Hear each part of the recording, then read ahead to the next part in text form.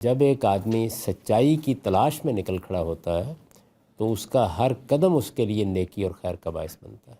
उसको अपना सफ़र जारी रखना चाहिए, नतीजे से बेपरवाह होकर जारी रखना चाहिए। उसको दयानतदारी के साथ हर चीज़ को देखना चाहिए। तो अल्लाह ताला इन मुसाफिरों की बड़ी कदर करता है। देखिए, कुछ लोगों के बारे में ये बयान किया जाता है कि रसूलुल्लाह सल्लल्लाहु अलैहि वसल्लम की बेसत से पहले वो काबे की दीवार के साथ टेक लगा के बैठ जाते थे और ये कहते थे कि परवरदिगार, ये जो बुत परस्ती हो रही है ये तो हमारी समझ में नहीं आती, लेकिन तेरी हिदायत क्या है हमें नहीं मालूम। अगर हमें मालूम हो जाए तो हम उसी तरीके से तेरे अहकाम पर अमल करें।